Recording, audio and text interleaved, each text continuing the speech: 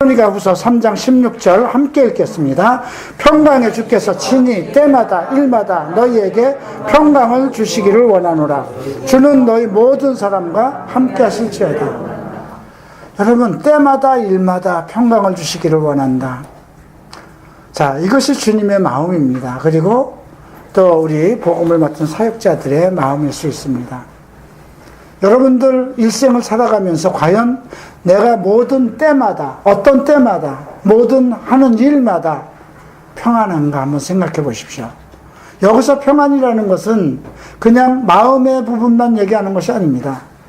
원래 이 히브리 사람들의 샬롬이라는 그 평안이라는 뜻은 그 몸과 영혼과 또 삶의 모든 것이 다 충족됐을 때 오는 것이거든요.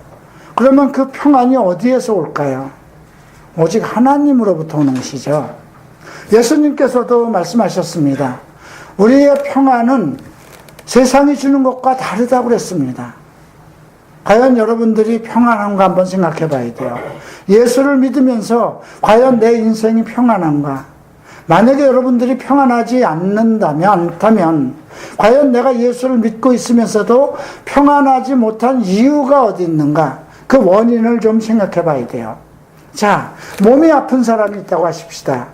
몸이 아프면 평안할 수는 없어요. 그렇죠? 그래도 그가 이 모든 그 아픔과 고통 속에서도 주님과의 온전한 소통을 할 수 있으면 그 아픈 가운데서도 주를 송축하고 또 주님께 감사할 수 있습니다. 그리고 하나님의 평안을 누릴 수가 있습니다. 또 여러 가지 인생의 문제를 만날 수도 있어요. 자식의 문제, 남편의 문제, 아내의 문제, 사업의 문제, 여러 가지 문제를 만날 때 여러분들이 실로 편안할 수 없습니다. 계속 끊임없이 그 마음속에 일어나는 여러 가지 의문들과 불안들과 그런 혼란스러운 것이 계속 우리 마음속에서 떠나지 않기 때문입니다. 그런데도 여러분들이 오직 예수 그리스도 안에서 주님께서 이 모든 문제를 알고 계시고 주께서 이 모든 문제를 해결해 주실 것이라는 믿음의 확신이 있다면 평안해질 수가 있는 것입니다. 가난의 문제도 마찬가지입니다. 먹을 것과 입을 것을 주시는 하나님에 대한 확실한 신뢰가 있다면 그러면 여러분들은 때마다 일마다 평안할 수 있습니다. 그럼에도 불구하고 오늘 바울은 평강의 주께서 친히 때마다 일마다 너희에게 평강을 주시기를 원하노라 이렇게 얘기를 하고 있습니다. 하나님께서 우리에게 평안을 주실 수 있는 이유는 무엇일까요? 그분은 평강의 하나님이시기 때문에 그렇습니다. 자, 여러분들 사랑이 있는 사람이 사랑을 줄 수가 있어요. 그죠? 예. 예수님은 긍휼하신 분이기 때문에 우리를 긍휼히 여기실 수가 있어요. 하나님은 거룩하시기 때문에 우리를 거룩하게 하실 수 있습니다. 주님은 의로우신 분이기 때문에 우리를 의롭게 하실 수 있어요. 그러니까 없는 것을 줄 수는 없어요. 하나님의 평강이시기 때문에 그분은 나를 지키시고 나를 자녀로 삼으신 나의 주인 되시는 분이 평강이시기 때문에 내가 평강할 수 있습니다. 그러나 내가 그분 안에 평안한 것과 때마다 일마다 평안한 건 다른 겁니다. 때마다, 무슨 때마다, 고난의 때마다, 몸이 아플 때마다, 일마다는 어떤 것이 있을까요? 내가 하는 사업마다, 내가 하는 어떤 사역마다 이 모든 때와 일에 맞춰서 평강을 주시기를 원하노라 하고 기원하고 있습니다. 이제 그러면 우리가 어떻게 해야 하나님의 평강을 받을 수 있는가? 이런 문제를 좀 생각해 볼 필요가 있죠. 원래 데살로니가서에는 두 가지 주제입니다. 하나는 예수 그리스도의 강림하심에 대한 소망. 그래서 데살로니가 전서라든가 고린도 전서에는 그 주님을 향한 우리가 이 세상을 사는 걸로 만족을 누리지 말고 이제 예수께서 이 땅에 오실 날에 대한 소망을 가지라는 것을 전제로 하고 있습니다.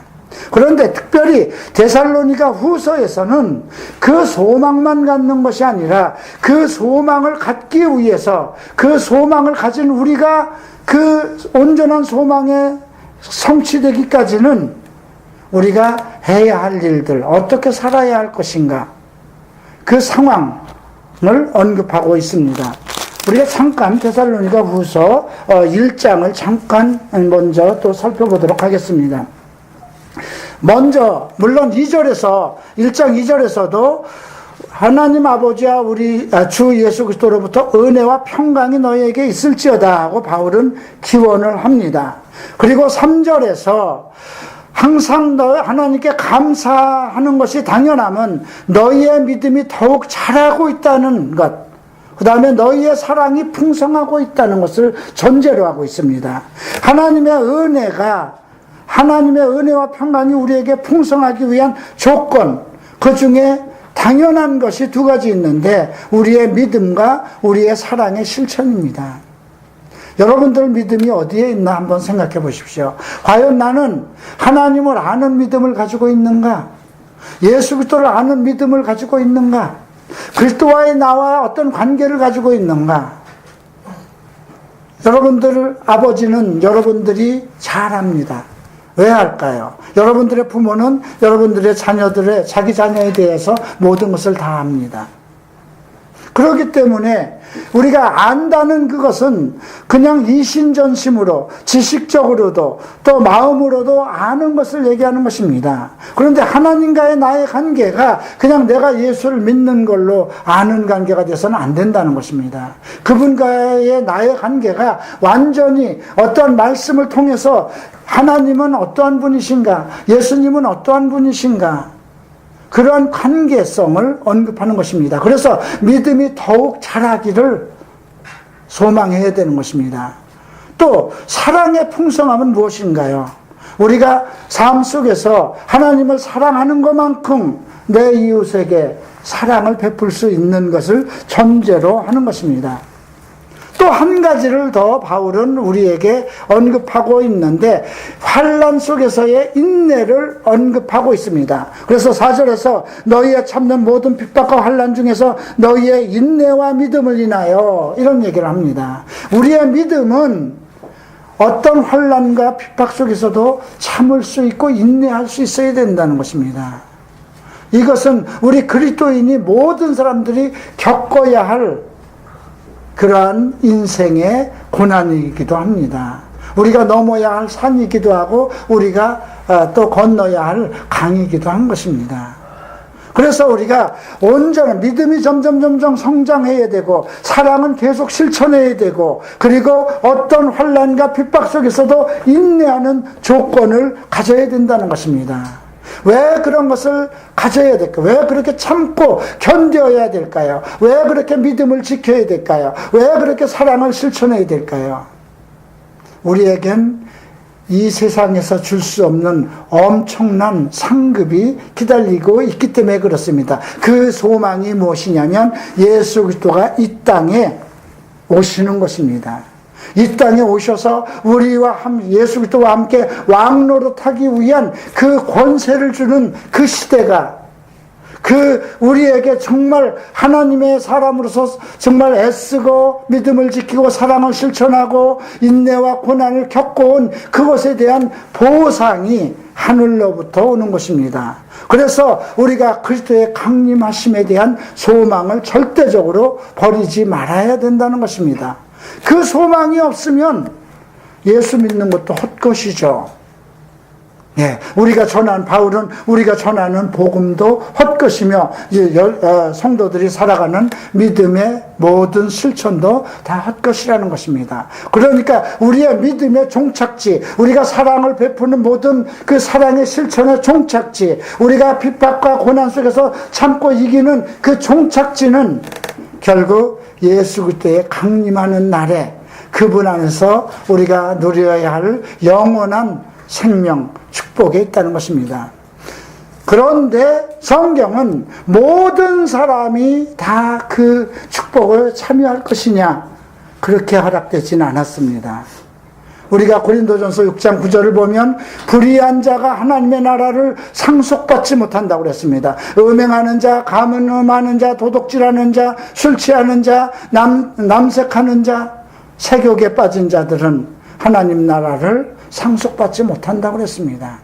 그거는 믿지 않는 자들을 향해서 하신 말씀이 아니라 우리 믿는 그리스도인을 향한 말씀이라는 것입니다. 그래서 그런 말씀은 우리로 하여금 상속을 못 받게 한 것이냐? 아닙니다. 그런 생활에서 완전히 해방되어서 영적인 자유함과 삶의 자유함 속에서 정말 하나님의 보호하심과 지키심을 받다가 그리스도의 날에 넉넉하게 그의 나라에 들어가게 하기 위한 거라는 것입니다. 그래서 우리가 데살로니가 후서는 매우 우리에게 주는 아주 그 내용들이 매우 중요한 내용들이 있습니다. 2장을 잠깐 보시겠습니다. 2장에서는 어떤 영적인 것이로든 소문으로든 또는 또 사도들이 썼다는 그 편지로 인해서 너희가 요동하지 말라는 것입니다.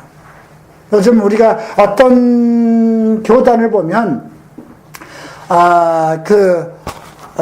킹 제임스 성경 외에는 전부 다 사탄이 변개를 했으니까 그것을 보면 사탄의 밥을 먹는 것이다, 이런 식으로 얘기하는 교단이 있어요. 그러면 대한민국의 90% 이상은 다 지금 사탄의 밥을 먹고 있는 것이거든요. 그럴까요? 여러분들은 지금 예수를 안 믿고 있습니까? 여러분들은 지금 말씀을 듣지 않고 있습니까? 그렇지 않거든요. 예, 그러한 것들, 그러니까 우리 사도들이 우리가 쓴 편지를 가지고 혹시 그것에 가지고 정말 바울이 얘기하는 것은 우리가 쓴 편지라도 그것을 가지고 주의 날이 이르렀다고 잘못된 말들을 하는 것에 대해서 요동치 말라는 것이죠. 그리고 반드시 배교의 시대가 있을 것과 그 배교 후에 적그리스도가 올 것을 언급하고 있습니다. 그런데 바울이 2장에서 주장하는 것은 그런 배교의 날과 적그리스도가 올 것을 예비하고 지금 현 생활 속에서 우리가 어떤 믿음 생활을 할 것이냐를 언급하고 있는 것입니다. 이미 불법이 시작되고 있다는 것입니다. 그래서 이적과 표적을 따라가는 성도들이 많을 것에 대한 경고를 하고 있습니다. 그들은 진리의 사랑을 받지 못해서 하나님께서 그들에게 유혹을 줘서 구원을 얻지 못하게 한 것이라고 그렇게까지 언급하고 있습니다. 그러니 여러분들이 말씀을 따라갈 것이냐, 어떤 이적과 기적을 쫓아서 믿음 생활을 할 것이냐에 대한 경고인 것입니다. 아마 여러분들도 다 대부분 갈보리 채플 오기 전에는 경험했던 것입니다. 어떠한 큰 것을 쫓아다니는 그러한 좀 무지몽매한, 내가 성경에 대한 지혜와 지식을 갖추지도 못하고 그냥 목사들이 하는 말에 이끌려서 따라다닐 수도 있다는 것입니다. 이런 부분에 대해서 여러분들을 우리의 믿음이 어떻게 지켜야 할 것인가, 이 부분을 언급하고 있습니다. 이제 우리가 3장 마지막 부분에서 이제 좀 자세한 부분을 살펴보도록 하겠습니다. 1절을 보겠습니다. 정말로 형제들아, 너희는 우리를 위하여 기도하기를 주의 말씀이 너희 가운데서와 같이 다름질하고 영광스럽게 되고. 자, 이 말씀은 잘 생각해 봐야 돼요. 우리를 위해서 기도하게 될라. 이것은 그 바울이 정말 데살로니아에 들어가서 열심히 하나님의 말씀을 가르쳤습니다. 근데 여기서 끝나지 말고 아직 미전도 국가에, 아직 다른 지역까지 하나님의 말씀이 전파될 수 있도록 기도해달라는 것입니다. 이것은 저도 여러분들에게 부탁드리고 싶은 것입니다. 우리에게 주신 말씀의 은사가 정말 다른 지역까지도, 이 서울 논현동뿐이 아니라 다른 지역까지도 달려나갈 수 있도록 여러분들이 기도를 해달라는 것입니다. 이거는 어떤 부분도 있을까요? 그만큼 회방도 있다는 것입니다. 한국에서 우리가 나름대로 하나님의 말씀을 선포하는 좋은 은사를 가지고 있음에도 한국에서 뿌리를 내리지 못하고 성장을 못하는 것은 나름대로의 어떠한 영적인 회방도 있다는 것입니다. 그래서 여러분들이, 성도들이 기도를 해야 된다는 것입니다. 정말 온전한 복음이 땅끝까지 전파될 수 있도록 기도해달라고 그러는 겁니다. 바울은 에베소서 6장에서도 언급하고 있습니다. 우리가 맡은 그 비밀의, 하나님의 비밀이 정말 땅끝까지 이르게 갈 수 있도록 기도해달라고 부탁을 하고 있죠. 그 다음에 언급하는 말씀이 우리를 무리하고 악한 사람에게서 건지옵소서 하라. 이 말은 무엇입니까? 정말 그 바울 사도들의 사역을 회방하는 많은 무리가 있다는 것입니다. 유대인들도 있었고 그 각 지역마다 유대인들의 그 회당이 있어서 그 유대인들과 현지 지역의 사람들이 합쳐서 정말 바울의 사도와 모든 복음 전하는 사람들을 옥에다도 가두고 그랬던 일들이 있죠. 그래서 우리를 무리하고 악한 사람들에게서 건져달라. 믿음은 모든 사람의 것이 아니라. 이 말은 매우 중요합니다. 주님은 내가 올 때의 세상에서 믿음을 보겠느냐 했습니다. 여러분들이, 우리는 지금 말세지 말에 살고 있습니다. 언제 주님께서 오실지 모릅니다.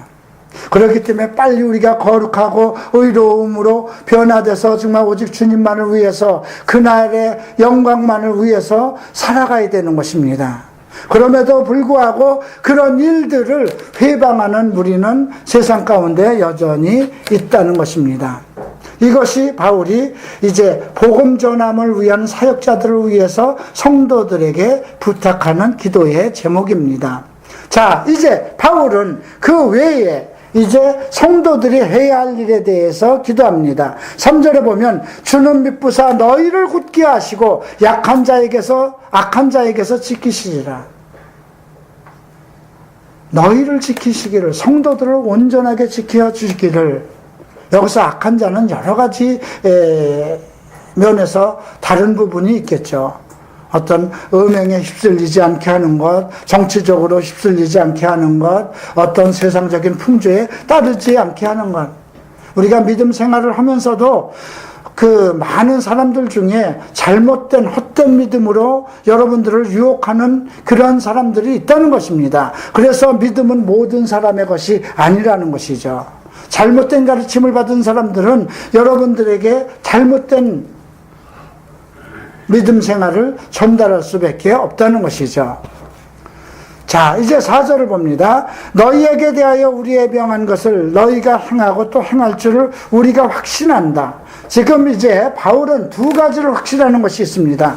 먼저 우리가 너희들에게 가르친 모든 믿음의 전통들, 가르침들, 그것을 잘 지켜주기를 우리가 주 안에서 확신한다. 그 정도로 그 바울은 데살로니가 교회 성도들에게 그렇게 확신을 하고 있는 것입니다. 또 한 가지는 무엇이냐면 5절에서 나오는 거죠. 너희 마음을 인도하여 하나님의 사랑과 그리스도의 인내에 들어가게 하시기를 원하노라.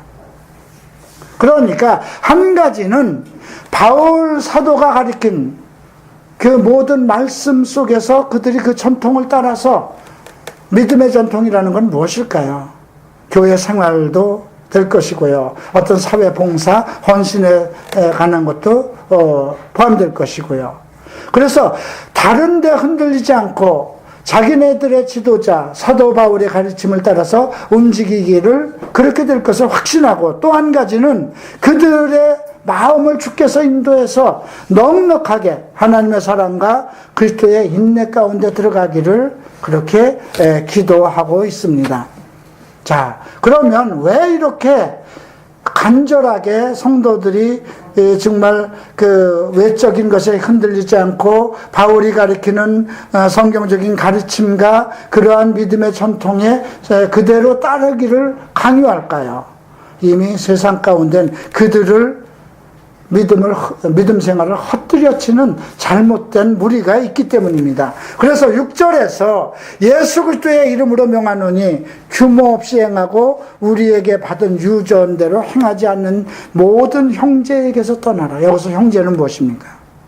예수를 믿음에도 불구하고 사도 바울이나 사도들이 가리키는 가리킴을 부정하는 사람들이 있죠. 어떤 애들이 있을까요?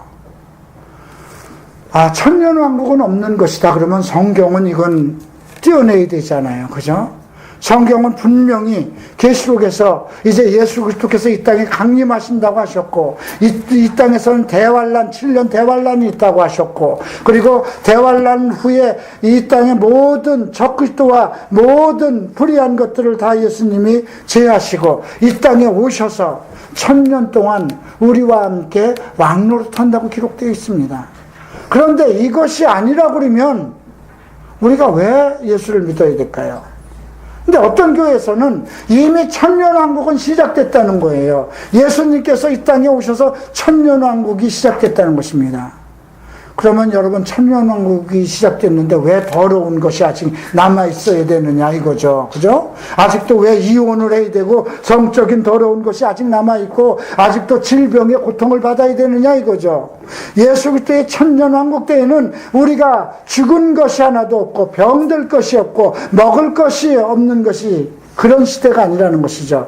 그의 충만함으로 충족함을 받아서 기쁨과 모든 것으로 충만함을 받는 그런 나라거든요. 그냥 이 세상과 똑같은 세상이 오늘 기대한다면 왜 예수 그리스도의 나라를 기다리겠습니까? 그러니까 그런 부분에서 지금 우리 형제들 중에, 우리 교회들 중에 규모 없이 행하고 우리의 받은 유전대로 행하지 않는 것, 성경의 기록대로 가리키지 않고 행하지 않는 것들. 지금 한 예로 보면 신천지도 마찬가지예요. 그렇죠? 신천지는 이만희 목사라는 사람이 자기가 성령 하나님이래요. 성령은 영이 하나님의 영, 성령이에요. 그런데 어떻게 사람으로 나타날 수는 없어요. 물론 천사가 사람으로 나타날 수 있고 예수님이 우리에게 어떤 계시를 하기 위해서 예수님의 영이 우리에게 나타날 수는 있어요. 그러나 성령이 사람의 몸으로 태어나가지고 늙고 거짓말하고 시기 질투하고 그럴 수는 없는 겁니다. 그러니까 그것만 해도 거짓말인데도 불구하고 엄청난 많은 사람들이 그 집단 속으로 따라다니고 지금 한국교회가 부도나는 교회는 다 그쪽에서 사들이고 있고 그들의 무리가 한국교회로 침투해서 그 교회를 분열시키는 그런 일들이 있다는 것입니다. 그래서 그런 대로 행하지 않는 형제에게서 떠나라고, 더 이상 그들을 내가 구원시킬 것이다, 그들을 변화시킬 것이다 생각하지 말라는 것입니다. 그들에게는 악한 영들이 역사하기 때문입니다. 자, 그래서 7절에 이렇게 얘기합니다. 어떻게 우리를 본받아야 할 것을 너희가 스스로 하나니 우리가 너희 가운데 규모 없이 행하지 않고, 이어서 규모라는 건 무질서를 얘기하는 것입니다.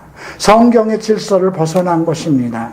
그래서 사도들이 질서 있게 행했다는 것이죠. 그리고 또 자기들은 양식을 값없이 먹지 않고 수고하고 주야로 일해서 너희에게 누를 끼치지 아니하였다. 참 이건 쉽지 않은 것입니다. 이건 한국교회 지도자들도 목회자들도 다시 한번 생각해 봐야 됩니다. 어느 목사한테 들은 얘기인데 교회가 한 200명도 유년부까지 다 합쳐서 200명 정도도 안 된대요. 출석 성도라고 하면 150-160명 정도 된대요. 근데 담임 목사 월급이 한 350 정도 되고 거기에 뭐 선교비 뭐 이거 다 합하면 700만 원이 된대요. 대통령보다 낫지 않습니까? 대통령은 정말 얼마나 고난받아요. 그죠? 예. 제가 그래서 70만 원도 엄청나게 크게 보이는데 700만 원을 다 어디다 쓸까? 예. 참 그런 거 생각해 보면 지금 바울은 우리의 전통을 지키라고 그러거든요. 그런데 복음의 사역자들이 정말 사도 바울은 그 전통 중에 한 가지 자랑하는 것이 값없이 먹지 않고 양식을 자기가 먹고 살아가는 것을 값없이 하지 않고 열심히 일을 해서 그래서 성도들에게 누를 끼치지 않았다는 것을 언급하고 있습니다. 갈보채플은 이 전통이 계속 이어졌으면 좋겠어요. 그렇다고 해서 사역자들이 다 굶고 살게 할 수는 없겠지만, 예, 돈을 벌기 위해서, 돈을 쌓아놓고 벌기 위해서 사역자가 되었다면 그 목사 되지 말아야죠. 세상에 나가서 사업을 해야 되겠죠. 자, 9절에 이런 얘기도 합니다. 우리에게 권리가 없는 것이 아니요 오직 너희에게 본을 주어 우리를 본받게 하기 위해서. 사도 바울이 살해를 받을 만한 권한이 없는 건 아닙니다. 그죠? 예, 만약에 이 권리를 행사하려면 먼저 어떤 수입이 다 있든지가 어떻게 지출이 마이너스가 나든지 말든지 제 사례 정해놓고 받으면 되는 겁니다. 그렇죠? 예, 한 달에 저 100만 원 주십시오. 150 주십시오. 200 주십시오 하고 정해놓고 모자라는 건 다른 걸로 적자를 메꿔 가십시오. 그러면 됩니다. 그렇게 하는 교회가 많이 있습니다. 근데 그것이 왜 필요할까 저는 생각을 해요. 물론 제가 가족이 없으니까 그렇게 돈 들어갈 일은 별로 없으니까 그렇지만은 그냥 개척교회 이끌어가는 사람들이 교회에서 만약에 수입이 없다면 자기 일을 하면 되죠. 그죠? 운전기사를 해도 되고 또 다른 일을 해도 된다고 생각합니다. 그러니까 바울이 우리가 권위 없는 것이 아니라 그럴 수 있는 그런 권리는 있지만 본을 받게 하기 위해서. 그래서 이것은 복음 사역자들은 어떤 사례를 목적으로 일을 하지 말라는 본을 바울이 언급한 것입니다. 자, 이제 10절 보죠. 우리가 너희와 함께 있을 때에도 너희에게 명하기를 누구든지 일하기 싫거든 먹지도 말게 하라. 이거 백수들에게 하는 말이에요. 여기 백수들 조심해야 돼요. 저는 그냥 준비 중입니다. 준비 중이 그것도 길면은 백수야. 부모에게 짐이야. 그죠? 알바하면서 준비해야 돼요. 예? 저는 그렇게 하고 싶어요. 학원 다니는 사람도 알바해서 자기 용돈 벌고, 만약에 부모가 대줄 돈 없으면 어떡할 거예요? 부모가 나한테 용돈을 대줄, 한 달에 30이든 50이든 용돈 대줄 돈 없고, 그러면 고시원에서 사는 사람은 그러면 시험 준비 안 합니까? 자기는 알바하면서도 다 하죠. 이 말은 아주 정말 한번 읽어보십시다. 10절 함께 읽겠습니다. 우리가 너희와 함께 있을 때에도 너희에게 멍하기를 누구든지 일하기 싫거든 먹지도 말게 하라는 거예요. 이거 부모님들, 백수로 노는 놈들은 집 안에 두면 안 돼요. 밥도 차려주면 안 돼. 자, 11절 보자. 우리가 들은즉 너희 가운데 규모 없이 행하여 도무지 일을 하지 않고 일만 만드는. 아니, 일이 없으면 일만 만들고 다니는 거지. 그죠? 편해서 그래. 여러분, 우리 최 집사님 아침 저녁 그냥 주일날도 간신히 나올 정도로 일이 많잖아요. 그죠? 그게 일이 없이 24시간 한 달 내내 논다면 뭐 하겠어요? 일만 만들고 다니는 거야. 사람은 뭘 일을 만들어야 되니까. 그죠? 그래서 황혼 이혼이 많이 생긴대요. 남편이 이제 직장을 다 그만두고 집에서 놀면 이거 와이프 꽁댕이만 쫓아다니니까 귀찮잖아요. 남자는 나가서 일을 해야 되는데 24시간 집구석에 앉아서 일만 벌리는 거야. 그냥 여기 치워라 저기 치워라 뭐 해와라. 예, 그러니까 아내들은 귀찮죠. 그러니까 황혼 이혼도 많이 생긴다고 그러는데, 어쨌든지 간에 규모 없이 무질서하게 생활을 안 하면, 일을 안 하면 결국은 일만 만든다는 것이야. 그래서 교회 안에도 모든 사람이 일을 해야 된다는 것입니다. 그 본을 바울이 세웠다는 것이죠. 나도 일을 하면서 너희에게, 나도 교회에서 그냥 편안하게 사례받고 살 수 있는데, 저도 이제 일을 뭘 찾든가 해야 되겠습니다. 뭘 어떻게 해야든가 해야지. 뭘 할까 아무리 생각해도 운전도 못하지, 또 기운이 없으니까 노가다도 못하지.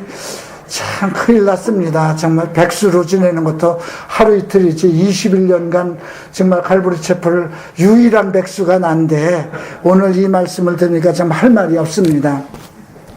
자, 이제 12절에 더 이런 말씀이 있네. 이런 자들에게 우리가 명하고 주 예수 그리스도 안에서 권하기를 종용이 일하고 자기 양식을 먹으라. 자기 손으로 열심히 일을 해서 자기 양식을 먹으라는 것이죠.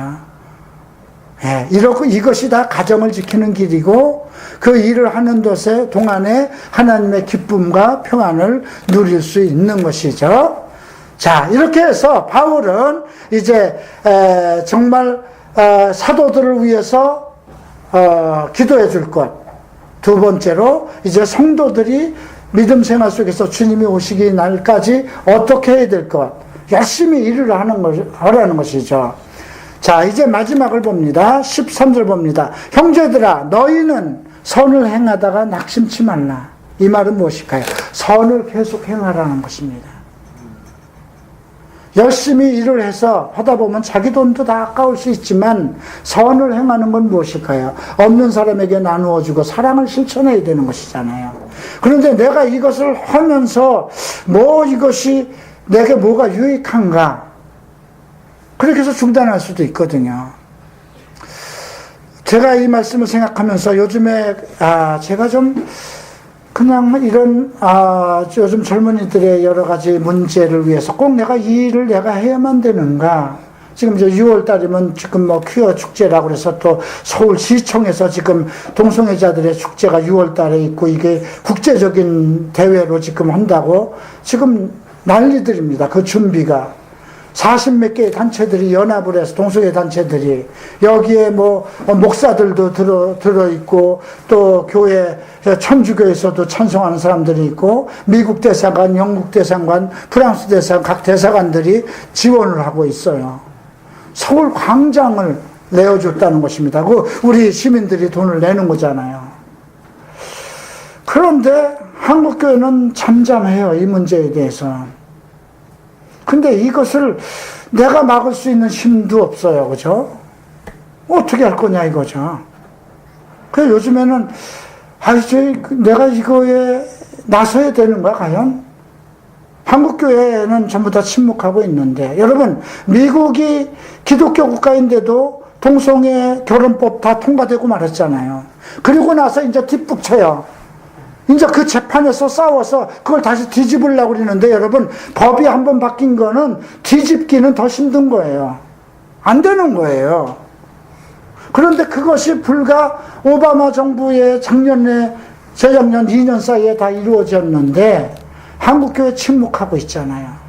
지금 한국교회가 그렇게 지금 들어오고 있어요. 홍대에서 얻은 퀴어 축제가 신촌으로 들어왔고 작년에 우리는 서울광장으로 가자 했는데 올해 광장 허락됐잖아요. 그죠? 이런 거 하고 있는데 그러다가 이제 제가 이 말씀을 보고 선을 행하다가 낙심치 말라.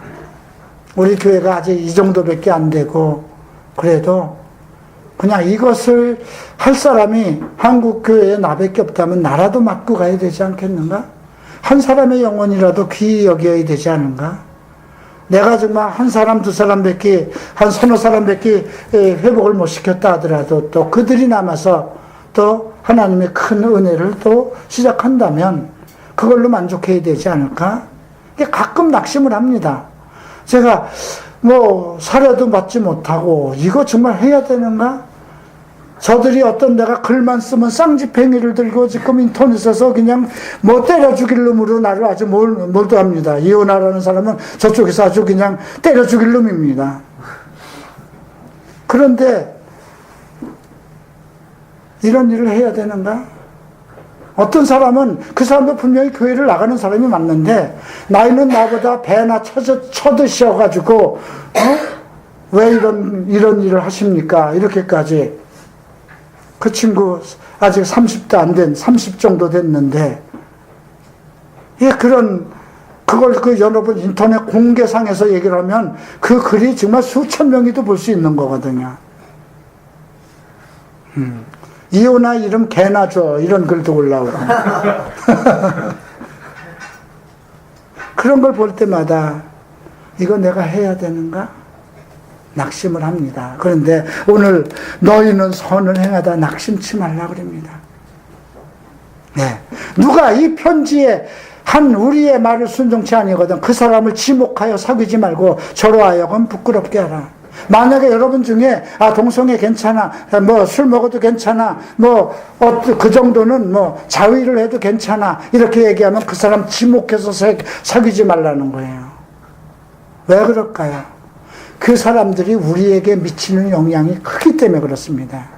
여러분들 그것이 인터넷으로 하든 뭐 스마트폰으로 하든 그런 사람들과 서로 교신을 하다 보면 그 악한 영들의 역사가 여러분들을 파고든다는 것입니다. 그래서 지목해서 어떤 믿는 사람이라고 하더라도 야 그냥 요 정도는 괜찮아 그러더라도 지목해서 끊어버리지. 사귀지 말라고 그러잖아요.